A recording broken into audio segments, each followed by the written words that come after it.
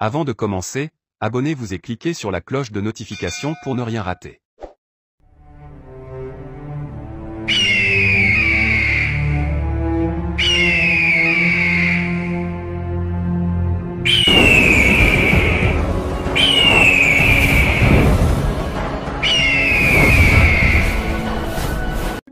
Monsieur Jean.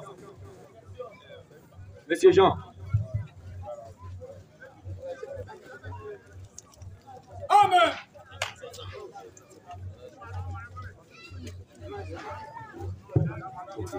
Bonsoir Jean. Ok, nous sommes ici pour présenter la doctrine de notre Seigneur Jésus-Christ. Donc si tu es venu pour une question, tu vas la poser tranquillement, le frère en face va faire silence, il va t'écouter. Ok. Et aussi si tu es venu pour un débat, on va donner le thème, puis on va chronométrer, ensuite le débat sera engagé. Donc si tu dépasses le dépôt. Bonsoir les frères. Bonsoir frère. J'aimerais savoir deux choses. Si Genèse 6, verset 6. Ok frère, faut lire. Amen. Genèse 6, verset 6. Oui. Genèse 6. L'Éternel s'est repenti Oui, alors. d'avoir fait l'homme sur la terre. Et il fut affligé en son cœur. Ok. On peut partir au nom 23, 19. Parce que là, je ne comprends pas bien. Il faut que vous m'expliquiez un peu. Nom 23, 19. Ouais. Nom 23, verset 19. Oui.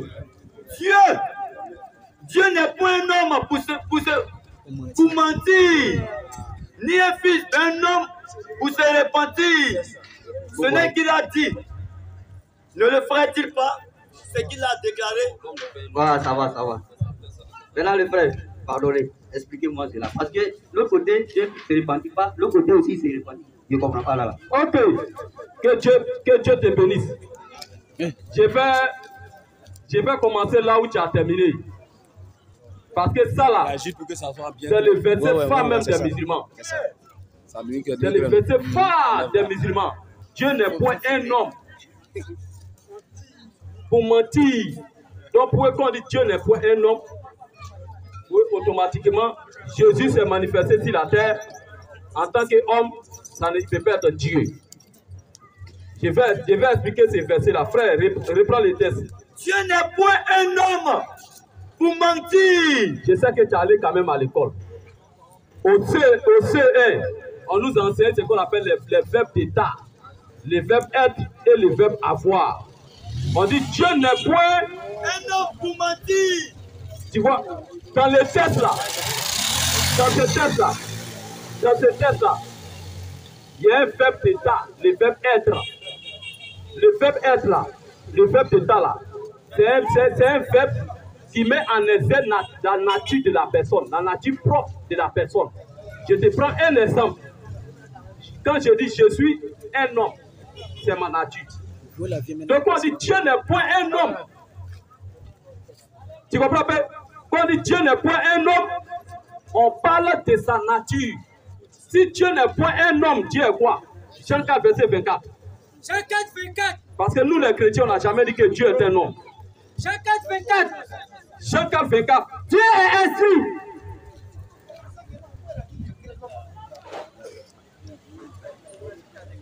Tu comprends pas?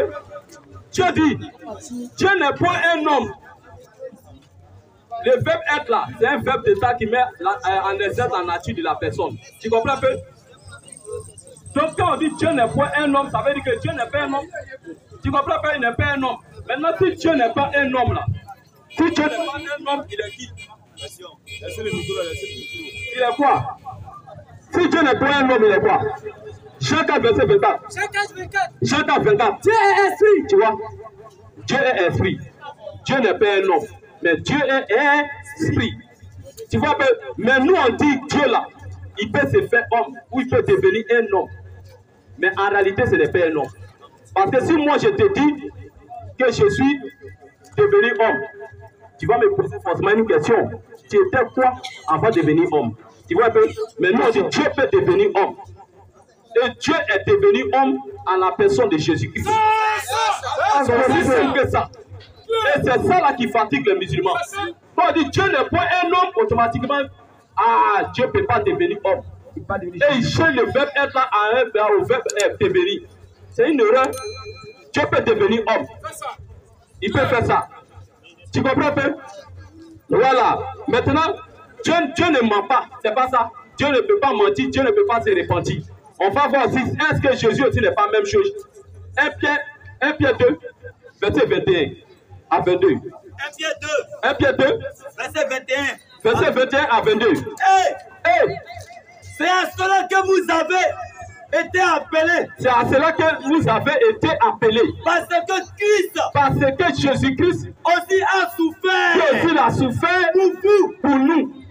Allons-y, frère. Pour laisser un exemple. Il nous a laissé un exemple. Afin que vous suivez cette trace. Afin que nous suivons cette trace.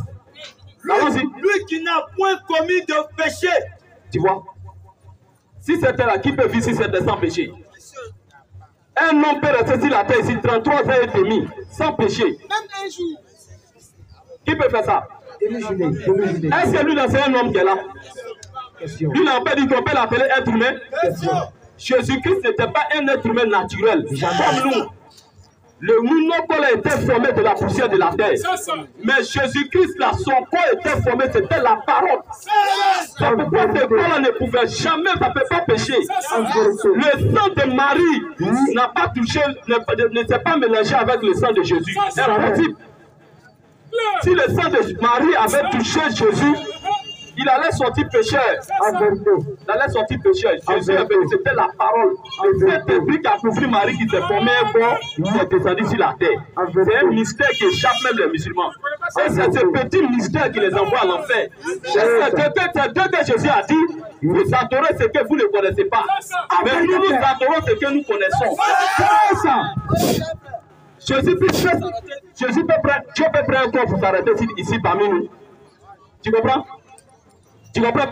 Donc, Jésus aussi, il n'a pas commis de péché. Alors, dis frère, je vais répondre à ta question là. Non. Un Pierre qu'on lisait là. Lui qui n'a pas commis de péché. Lui qui n'a pas commis de péché. Et dans la bouche duquel. Dans la bouche duquel. Il s'est point trouvé de fraude. Tu comprends? Lui qui injurie. Il était injurieux. Ne rendait point d'injure. Tu vois un peu, donc Jésus était aussi sans péché. Tu comprends un peu? Donc quand on dit Dieu ne se répand pas, Dieu n'est pas un homme. Mais Dieu n'est pas un homme dans sa nature pour aller se repentir. Maintenant, on revient maintenant à ton texte là. Genèse 6 là, allons-y. Genèse 6. L'Éternel s'est repenti. L'Éternel s'est repenti d'avoir fait l'homme. Sur la terre. Et il fut affligé. Dans son cœur. Alors on dit que Dieu est esprit. Est-ce qu'un esprit a cœur? Mais on dit il fut affligé. Donc ça veut dire que Dieu était dans une position humaine ici. C'est ça. Il était dans la position humaine. Tu vois pas non? Dans cette position humaine là, il fait comme un homme. Dieu descend dans le jardin d'Éden. Et puis il dit Adam, où es Dieu? Si toi tu étais là ce jour-là, tu allais dire que non, c'est pas Dieu. C'est vrai. Il est devenu journaliste.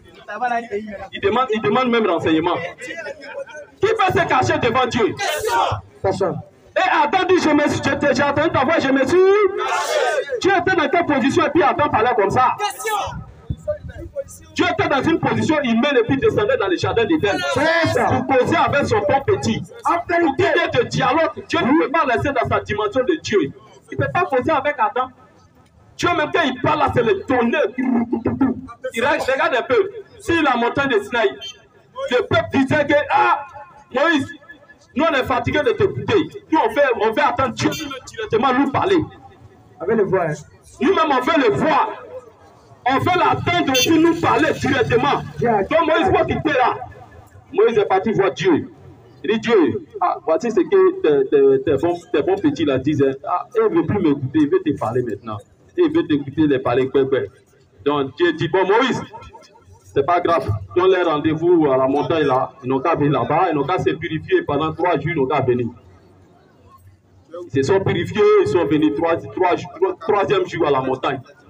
Dieu est descendu. tu as commencé à parler. C'était tes données. Dieu même son passage s'est caché, on va mourir. Oh Dieu, ils disent à Moïse, il faut dire à ton Dieu de te parler. Non, on va te parler. Tu comprends, Père? Donc, Dieu ne peut pas rester dans cette dimension-là pour parler avec Adam. Non. Mais Dieu s'est diminué de ses bras, il a pris un corps. Il est descendu. Et il commence à chercher Adam. Adam, où es-tu? Frère, c'est un mystère. Que si Dieu t'a pas révélé ça, tu ne révèles ça uniquement à ses enfants.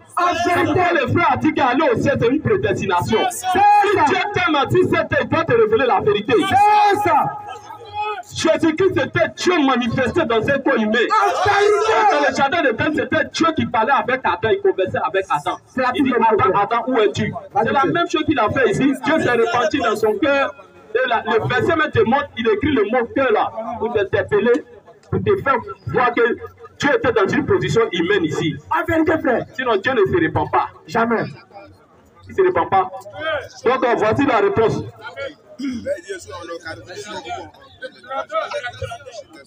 Allô. Deuxième question. Bon, les frères, merci. Tu as compris? Amen. Ce que tu as entendu là, est-ce que tu ça? Tu entends ça et puis tu te retournes à la maison. Même en route, quand tu es parti, Satan vient enlever le peu que tu as reçu la neuf ça. Et puis tu t'en vite.